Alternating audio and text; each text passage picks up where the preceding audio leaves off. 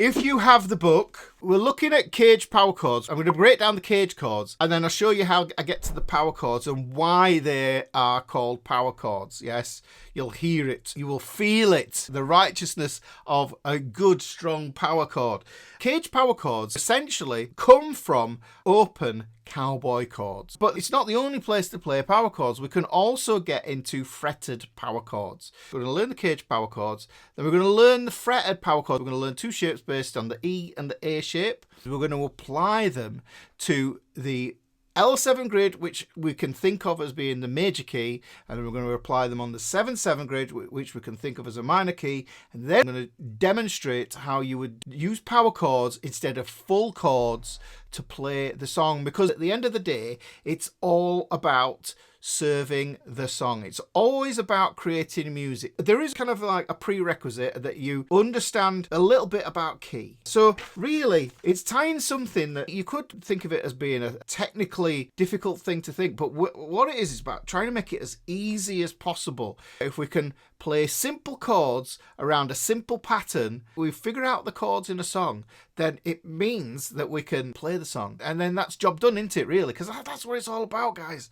How the caged power chords come about. And it'll make sense then from then on what power chords are. If you didn't know, there's 5 chord boxes here.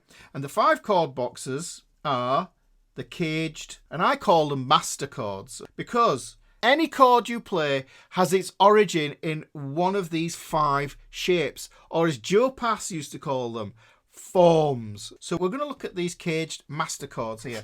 The word caged stands for the shapes that we're going to play. So we're going to play a C shape, an A shape, a G shape, an E shape, and a D shape. Now, these are all major chords. Major is the master tonality, because major is the predominant sound that we base all Western music on, all Western diatonic music. So these are all major chords. Now, as we get through into this, you're going to notice that we end up losing this majorness, but we have 3 ingredients. We have a root note, we have a third, and we have a fifth. We need to know the function for each of these notes. The root note is the home note. That's the note that gives the chord its name. So when I play this C chord here, this string here is the telltale. I'm putting these circles on here where my fingers go. Let's me put some numbers there. And that would be on the A string. And it's on the 3rd fret. And if you think about it, this is the A string. It goes A, B, and that would be C. So that's the root note of this chord. So that note is telling me what the name of the chord is. And we also get another root on this, because this is the B string here. And if we think about it, B and C are neighbours. If you know my little mnemonic, bacon, crispy, then that would be a C. So we'd get another root note there, guys. Root and a root. We've got a caged octave. Now, what we also need is the third. So if I was to look at my notes that I need for this C chord, and I go C, D, E, that's my 3rd note up. You can count your triads on your fingers, C, D, E, F, G. Now you've got to remember to put your sharps and flats in if they're in a different key, yeah? So C, D, E. So I know that E is going to be my 3rd note. And what the third does is it gives you the emotion. That colours the chord. And if we think about it, I just said that the root 3rd and 5th was C, E, and I've not put the 5th in there, but I'll just put it at the side there. C, E, G, okay? So we've got an E now, and I'm going to put that into my chord grip. Now, ordinarily, we don't put the thick E string in. I know it's the 3rd of the chord, but what ends up happening is from that E to that root note there, that creates a minor 6th, and it sounds pretty awful against the rest of the chord. So it does clang and clash a little bit, unless you've got some sort of moving bass line, okay? So we want this E here. So this is a D string. And let me just put the string names underneath there. E, A, D, G, B, E. So I know this is a D string. I'm going to go D. I'm going to go to an E that's just there. So that is going to be my 3rd. But if I know this shape, yeah, I know that I get this open E string here, which is going to be my 3rd. So with this shape, I've got 2/3 there. And then I've got my 5th here, which is a G here. I'm going to use this open string, which is there like that. And that is the C chord there. Now, wonderful to notice about this, guys. We've got repeating notes. We've got 2 root notes, and we've got 2/3 and 1/5. So we double up on some of those there. That is the way that we're going to work out that C major chord. Let's do the same thing here with the A chord. Now I'll just write the names of the notes here. We get an A, a C sharp, and an E for an A chord. And the thing to notice with the A chord is the root note is going to be on the A string, because remember we've got these open strings here, E, A, D, G, B, E, 1, 2, 3.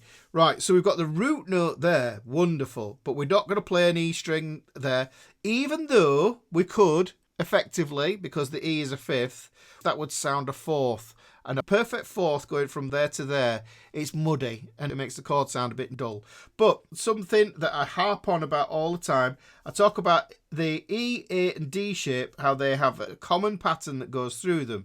And the common pattern we get through these is the fifth. Oh, I should explain what the fifth does. The function of the fifth. The fifth is transparent, guys. There's no colour to it. What it does is it provides stability. It provides stability to the root note, really.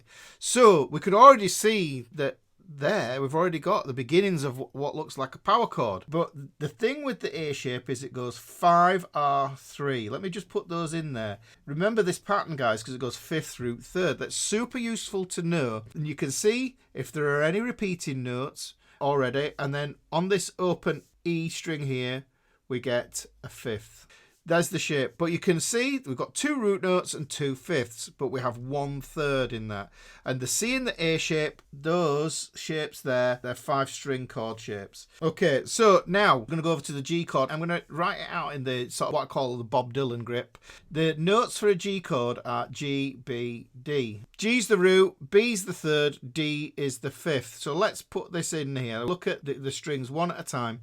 So this is a G. So if we go E, F, we can see a G's here. That's going to be a root note.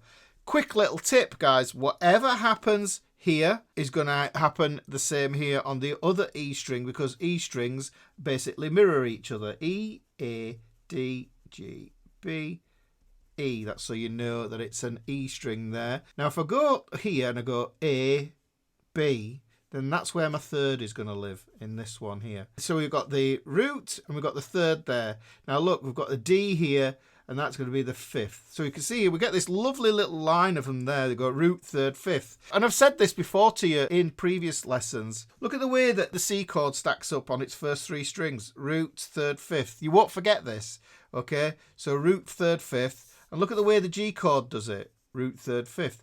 It's the same pattern, it's just on a different string set. Now, we're going to go across here. We're going to get another root just here.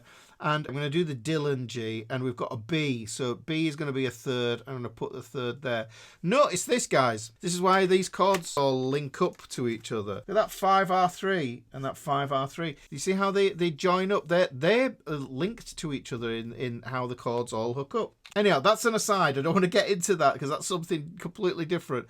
On this E chord, what happens is we get an E, a G sharp, and a B for the E chord. Because it's an E chord, what we're going to do, very conveniently, is we're going to start on the E string. E, A, D, G, B, E there. So I'm going to play this note here, and there's my root note. And then what's going to happen is it's going to do the same thing as the A shape. It's going to go 5R3.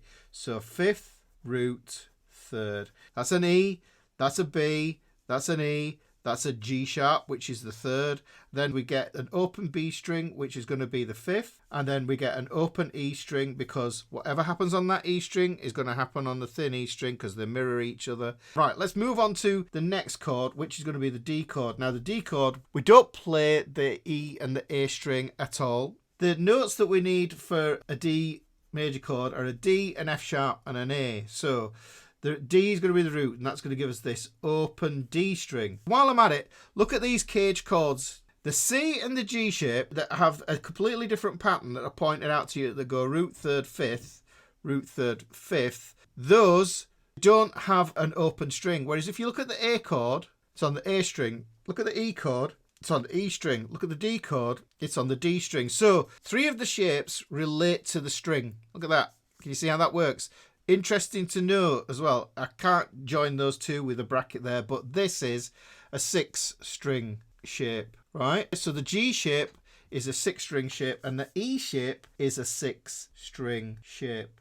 And this is interesting because for me, the D chord, you can see that when we get rid of the E and the A string, we end up with a 4-string shape. So we've got a D there. Okay, so this note here, this is on the G string. We go up a step. It's going to give us an A, which is the 5th. But if you know already, you know we get 5th root 3rd. 5th root 3rd. And there's the shape for it. So we get the 5th root 3rd there. We get the 5R3 here. Now, the reason we want to know where the 3rd is because we're going to get rid of it. We're going to take it out because we want to get rid of that colour. We want the home note and we want the transparent 5th to work with each other. And that way they're non-committal. They're non-committal shapes. I'll put this up on here as well. Root 3rd, 5th. Root 3rd, 5th. We can double up on the 5th. And the reason we might want to do that is because there's a thing that happens in harmony that when you have doubled thirds, especially on guitar, the guitar is not a tempered instrument. We have to tune things and it's never exactly in tune. So these 2 thirds will be slightly out of tune with each other and those 2 notes will rub. And the same will happen in this shape. And you could, alternatively, put another 5th in there. And by putting a 5th in, which is transparent, you remove that rub because you've only got 1/3. So if you've got 1/3, it makes it easier. Just like on this C shape here, guys. It's a bit of a tangent. We can remove that rub on this doubled 3rd business here by putting another 5th in there if we want to. So if you hold your C chord and you put your pinky on that 3rd fret of the thin E string, you'll hear you get a really bright sound in C. It won't sound as dull. I think when you get rid of one of the thirds, then it brightens up the sound of the chord, just makes it a bit more robust. And because the 5th gives stability, it gives you a more stable sound. But you'll notice that the A, the E and the D shapes that only have 1/3, and we're going to get rid of those thirds now, guys, because we don't want the emotion. We want this very ambiguous foundation sound, because the beautiful thing about power chords is we can play major and minor tonalities on them as long as they're in the correct order. I will say with this C shape that we can move things around a little bit with this, and personally what I like to do when I'm getting rid of the 3rd on this one, I'm just going to write this out. We could play the 5th here. I'm going to put the 5th in here. This is what a power chord is. Let's just do these as caged power chords. And the ingredients that we have, remember, before we had 3 ingredients for these major chords. Now for power chords, we have 2 ingredients. We have a root and a 5th. Yeah, that's all we're using. Well, how can we utilize this shape? I've got to get rid of this 3rd here, so I substitute it for that 5th there. Now, I can keep the root in here. Personally, and you'll hear it when I play it for you, I like to add this note here. I know I've said root and 5th, but it isn't strictly, so we're just going to put an artistic license thing there, right? We'll just say that, artistic license, right? So we'll put then a little asterisk on the C chord here. I'll put that underneath there as well. We could take that caged octave, we could play it like that, and then if we think about it, we've got another 5th here, but we end up muting the D string there, and I'll show you how your hands work around this. But what I like to do, and it still works, and it still sounds great, is I like to put this 2 in here instead. Yeah, I'll put it in brackets so we're not committing to it, right? So what we get then is kind of a C sus2.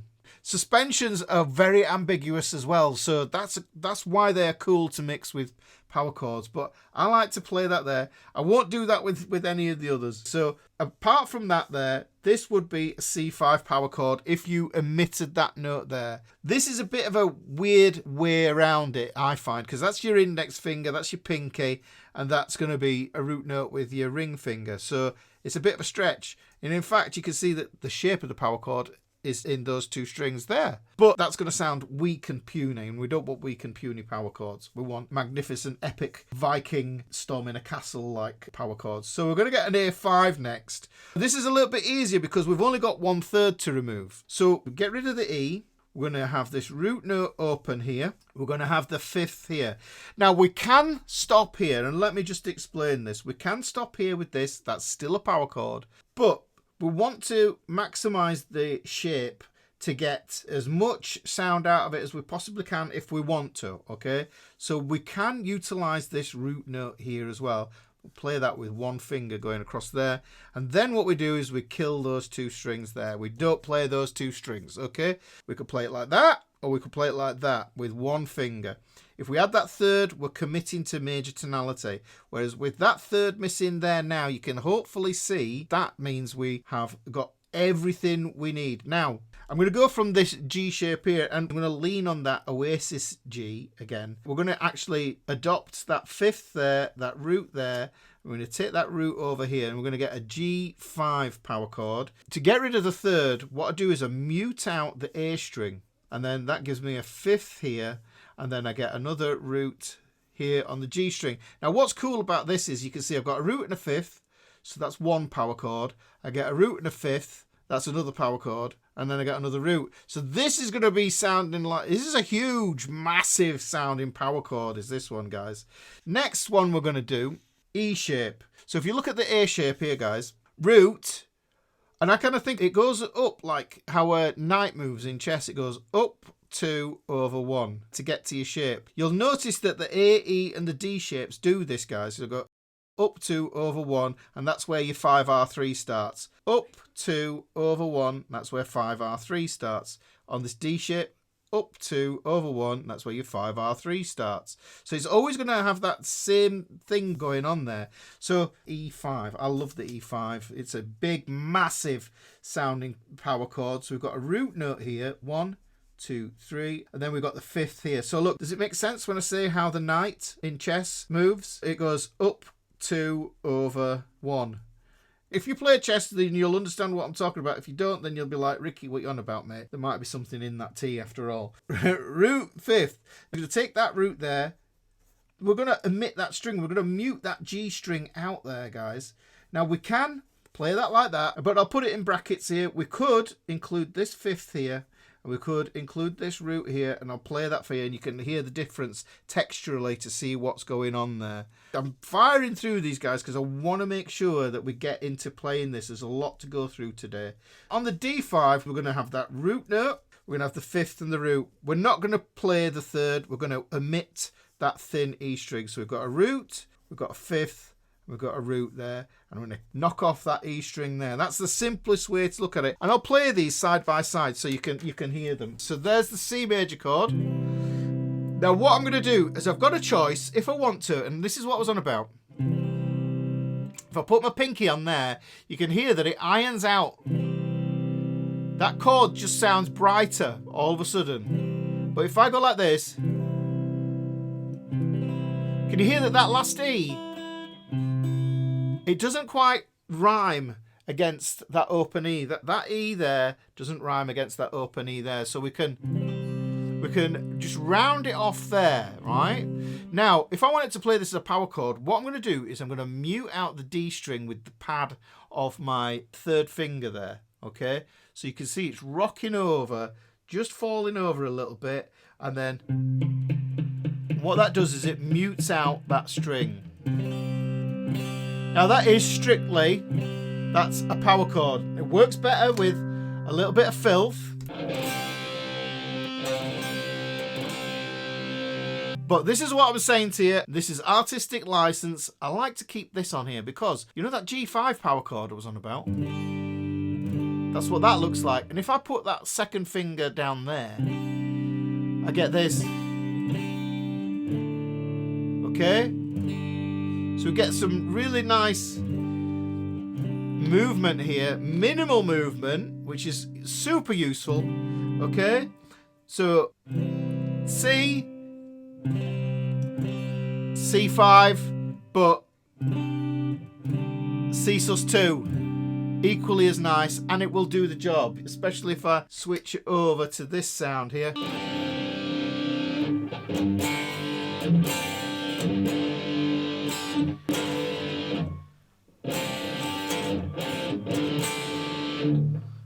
Then we get into the other shapes as well. So we've got the C shape out of the way. One we need now is the A shape. And look at that A. How I'm playing that there, guys. I'm using one finger. You can play it using two fingers, but it's a bit folly because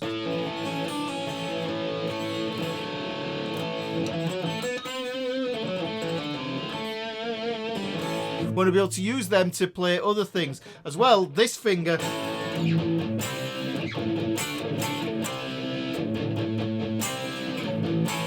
we can use that down in other positions, up the neck as well. So that's the A shape. Got an open A string, we're playing the D string and the G string, and I'm just holding down 2 notes with that finger there, which is nice.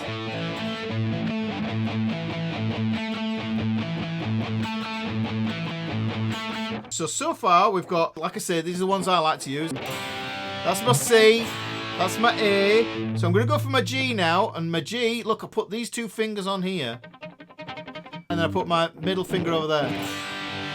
Now what I'm doing is I'm muting out my A string here, because that ordinarily is where the 3rd would live, but I'm killing that 3rd off. There's the A shape, G shape. Next shape we've got is the E shape. Now, we can play it exactly the same as how we played the A shape. Yeah, on 3 strings there. But what I can also do is I can do the same thing with the E shape. So instead of thinking like that, you might think to yourself, oh, it's kind of like an E minor shape. And you can play it like that as well. But if you just play these 3 here, yeah.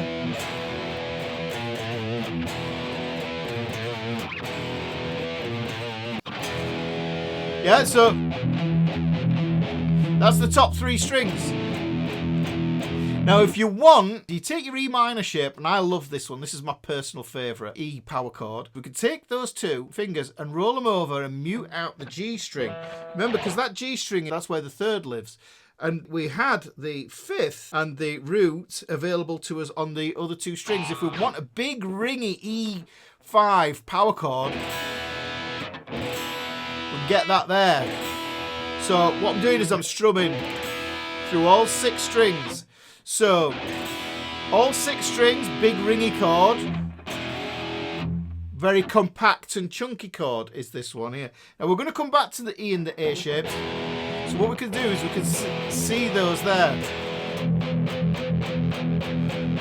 And that will give you that kind of thrash metal-y sound there, or hard rock. So we'll put that together. So there's the E sound. That's the E5 power chord. There's only 1 left now, and that's going to be the D chord.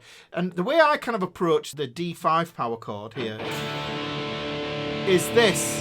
It's closer shape-wise in your hand to a D minor shape than it is to a D major shape. Because if you play a D major shape, you're going to find this maybe a little bit harder. Now, some shapes you're going to find it easier to work across, but if we take this here, okay, but this is easier.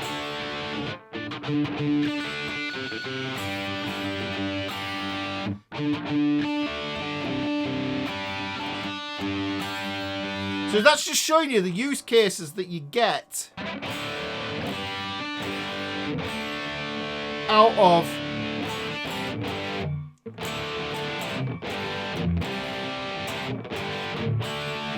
the cool thing about this one that I really like when we move from this D, because we've got this anchor point, this anchor finger here. Notice that that finger stays exactly where it is, and I can move over to the C shape, which is why I like the C sus2 here, to this G.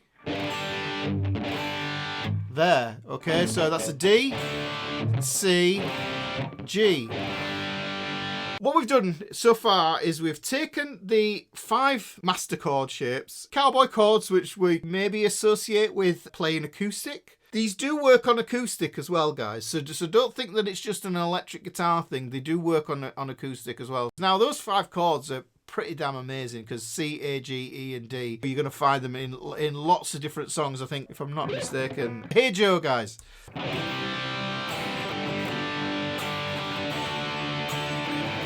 I've got it. I found it. I had to play this is the funny thing, guys. I had to play the cowboy chords to get there first, but what I'll do is I'll switch those out. So instead of the C, I'll play the C sus2.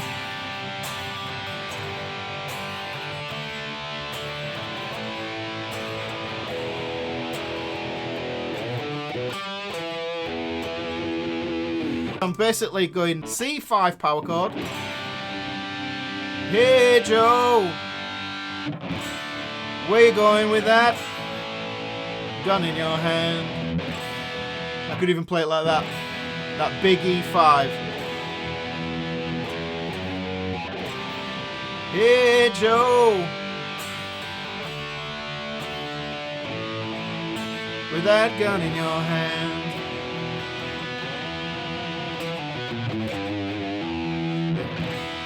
That's the song that contains those 5 shapes. It's a great one if you want to just practice those 5 caged power chords. But you've got 5 chords there. How many chords are there? There's tons of chords.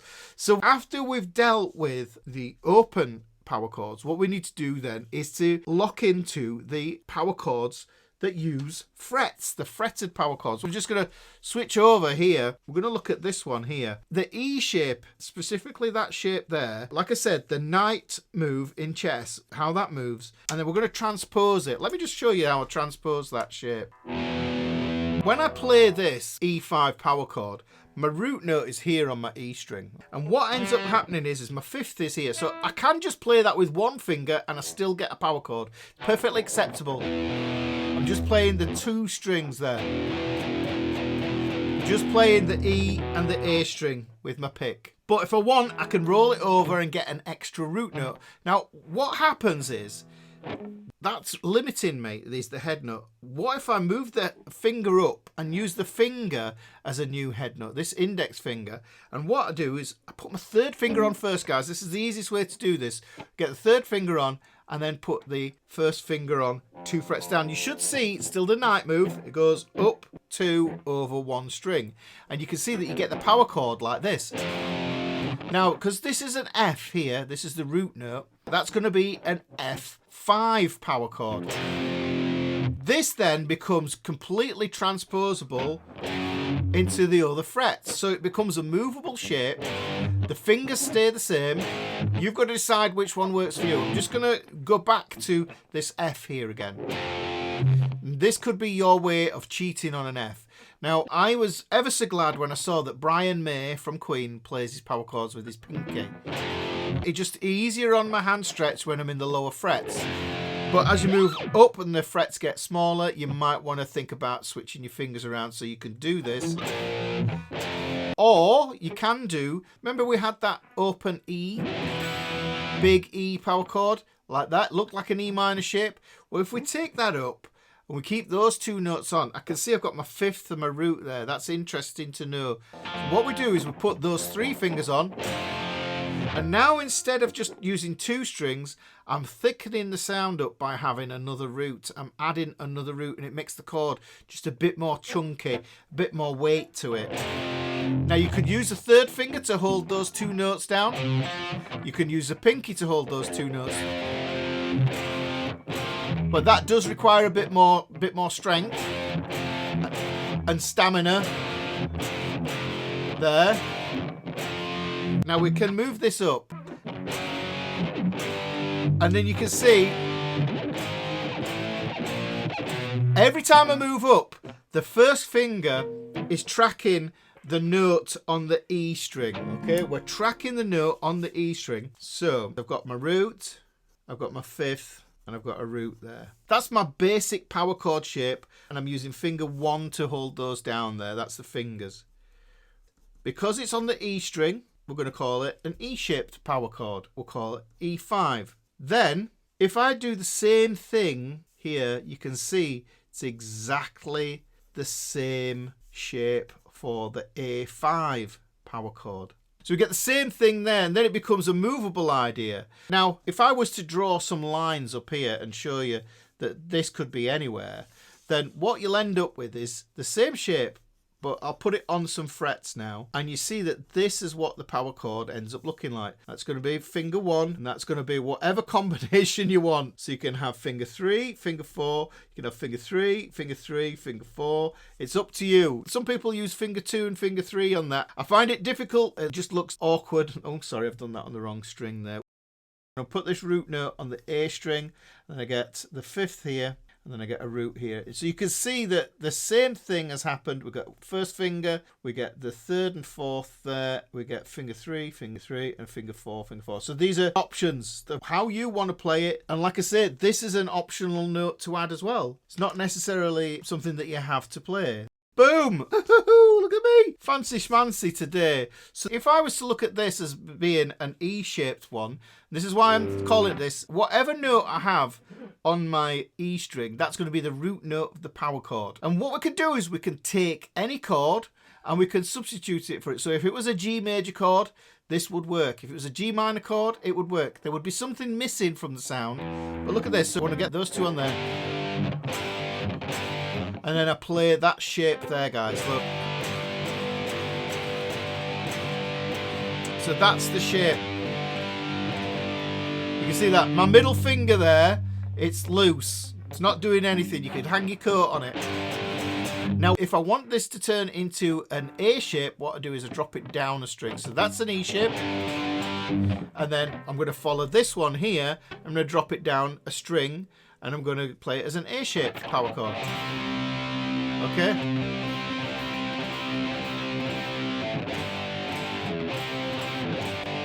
So now you can see I've got two shapes that I can move. Let's go back to main camera. The root note of the power chord is under there. It's under that index finger there. Okay? Play whatever finger choice you want. So I take it like that. So that's a G5. That's a C5. If I move it up here, it could be a C sharp 5 or a D flat 5. And it's just completely transposable.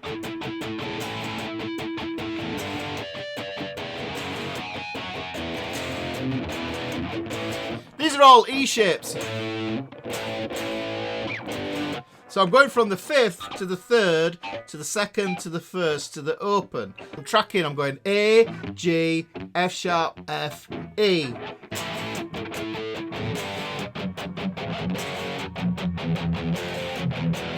There is a couple of different things happening with the muting aspect, and we need to look at this hand here. When I'm playing that, I'm making sure that when I strike the strings, I'm only striking the strings that I need to strike. And then when I've produced the sound, if I don't want the chord to ring out, what I do is I put the karate chop part of my hand, this bit here, I put it on the bridge where the strings are emerging from the saddle there. I just put them on there to stop them from ringing. So you could just try that with open strings like this. So just mute them out without it being any chords or anything. But the muting happens in both hands. So if I've got this chord here, what I'm also doing is I'm muting with the pinky and I'm muting with the index as well. So when I'm pressing down on these strings, what happens is when I want the chord, my fingers are just resting on the chord. They're not engaged in pressing down the frets. When I press down, you can hear the chord engaged there. I didn't strum it, yeah, but I engaged it there. Now, when it's not engaged, those strings are all muted out. My first finger's muting a bunch of the strings out, and my pinky's muting out near enough 5 of them there. And I get this scratchy sound, okay? But when I engage the strings, you can see I'm strumming.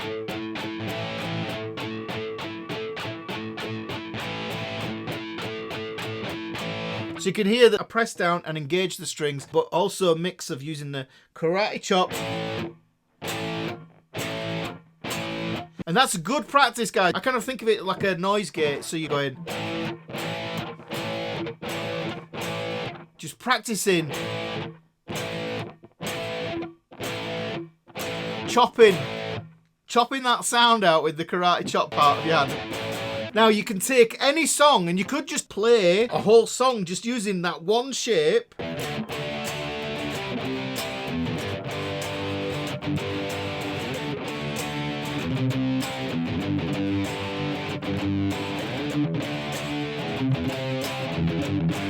That sounds completely different. And that's the difference between the open power chords, which are the caged ones, and these fretted E shapes and A shaped ones. What we different to,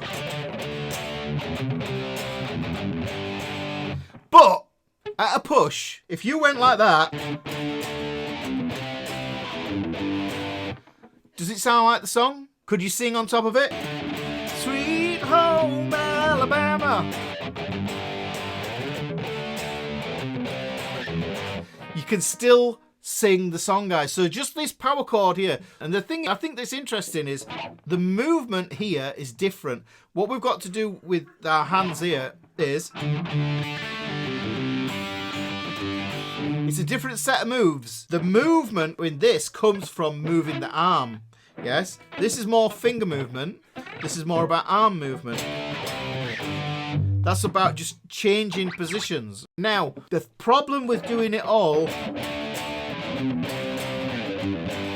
there like that is there's a hell of a lot of movement. We don't want all that movement because you've got to target and your eyes are moving, your hand-to-eye coordination. You've got to keep an eye on what you're doing. But there is a way around it. So we're taking the E shape and the A shape there. We know that we can now change them into being movable power chords. And this root note is any fret. So this is where it gets interesting. Now, if you know how the L7 grid works, the L7 grid, I think of it more as being the major grid. And for this to work, we're looking for the tonic of the key, the tone of the key on the thick E string. Mixing my cases there. Okay, so with the tonic of the key on the thick E string, which is why we put this here, look. And I've put them in what I consider to be the 12 keys, guys. Notice there's no G sharp major key. If you try and work that out, you'll find it's a hypothetical key. No A sharp major, hypothetical key. We don't go down that route. We don't make life hard for ourselves. Let's look at that again. That Sweet Home Alabama for an instance, yeah? I need to draw my L7 grid. We're going to do this in the key of G.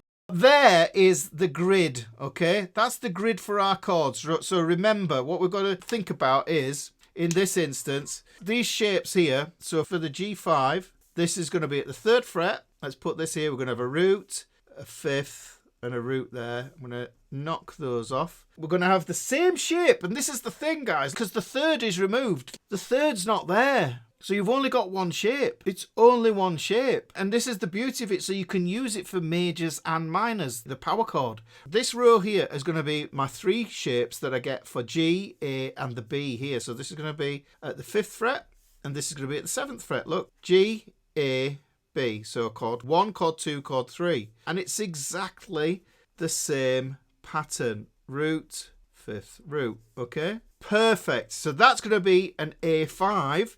And this is going to be a B5. Oh, wow, look at that. We've got a new chord in here. We've got a B5 now. So we're not stuck with just 5 shapes. Now, same position. Chord 1, chord 4. They're both at the 3rd fret. So let me just move this over. Now, because these are on the A string, that's all I need to do is just do the same shape. Root, 5th, root. Knock those strings off because we don't need them. I don't know why I put a circle around the 3 there. Crikey, come on, Ricky. 3, 5, 7. We're going to get the same thing here. Root, 5th, root. So really, we're just recycling the same shape. How easy is that? Then all you need to do is focus on what the shape is and what the root note is. What's the root note underneath your finger? This is why you need to know the names of the notes on your strings so you can find all this stuff. But once you've discovered where your tonic lives, then you just move it around. This is going to be C5. This one's going to be D5, and this one's going to be E5. Let me play these. The 3rd fret here. So I've got my L7 grid. That's where my majors live. There's where my minors live. But I can play them all as power chords.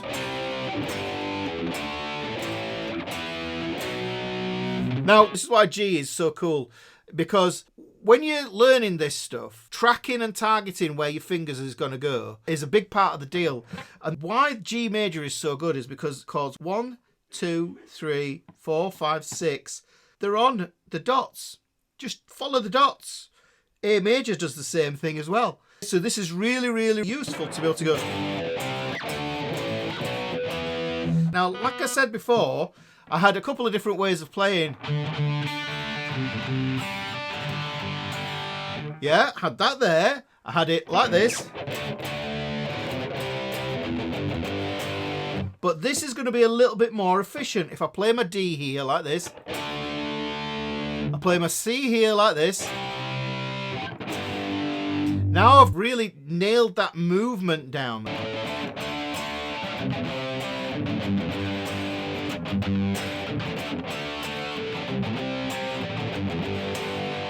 You can see that there's way less movement.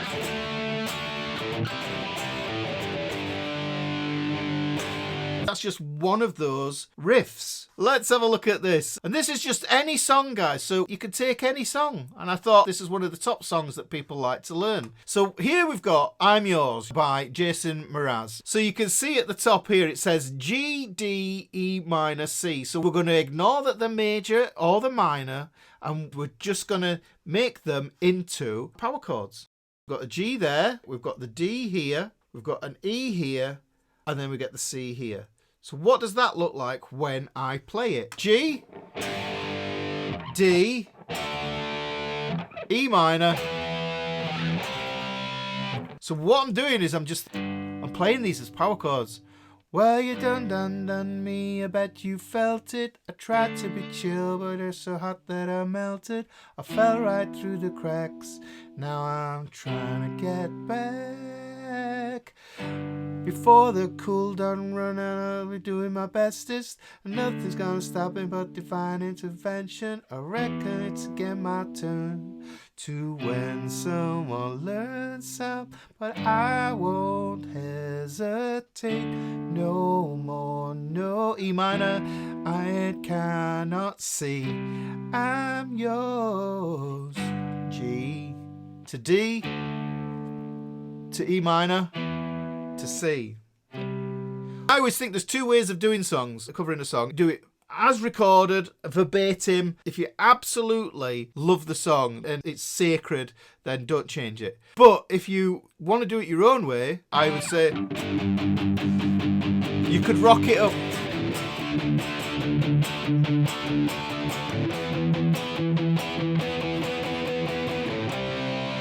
But I won't hesitate. No. You see what I mean? You could do a heavy metal version. Let's just sneak something else in. Let's just sneak the last bit of the puzzle in here, guys, because I want it to be very complete. So here is the major. And remember, this handout is going to get scanned. It's for PDF Club members, guys. If you're in PDF Club, this will be dropping in there along with a blank version of this so that you can fill this sheet out and then you can see what it looks like with all the different keys. Print off 12 of these and then you can work out all 12 keys, guys. You know, that's the way to do it. Work through the stuff. Can't beat a pen and paper. So let's look at another key. The way we want to understand this is the 7/7 grid, and this is going to be our minor key. Yeah, so this is the minor grid. Same thing, the tonic of the keys on the thick E string. I'm going to do this in G minor. Now, if this is chord 1 in the minor, then chord 4 in the Roman numeral is going to go there. Chord 5 in the Roman numeral is going to go there.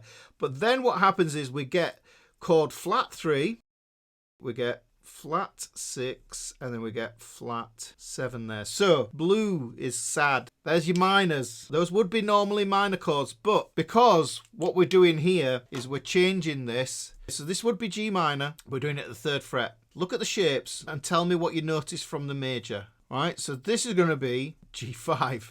Hang on, G5. Same thing. So it's the same for major or minor because there's no 3rd to define the tonality. It makes it really, really rigid. The thing that will make it sound minor is the movement between the chords, the distance between the shapes. Let's just go over here. I'm going to do this at the same place. We're going to get C5 here. Same thing. But it gets a little bit funky here. I've got to shift these shapes around a wee bit. We get chord 5. This is going to be a D5 just here. And then I'll put the minors here because really we've only got 2 power chords on the E string, but we've got 4 power chords on the A string there with that shape. Just split that like that so you can see it a little bit easier. So this is going to be at fret 6 and we're going to get a B flat 5 power chord. Okay. This is going to be at 6. I'm going to do this here. And this is going to give us an E flat 5 power chord. And then this one is going to be at the 8th fret, which is going to give us an F5.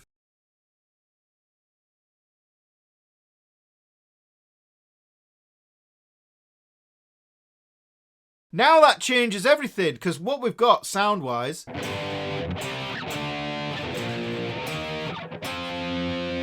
You can hear it sounds a bit different.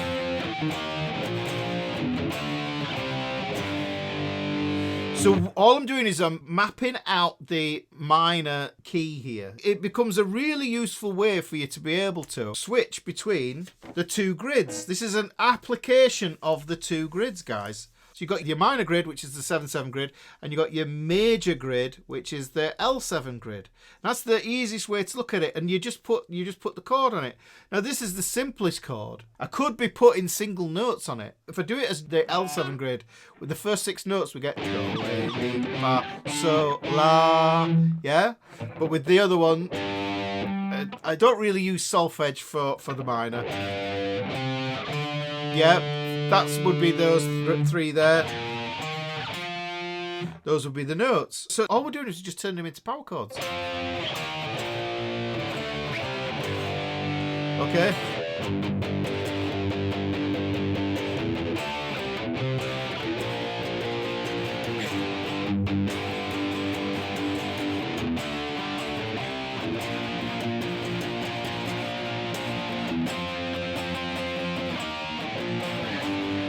And you can hear, just using that minor framework there, it just sounds a lot tougher instead of... That sounds happier.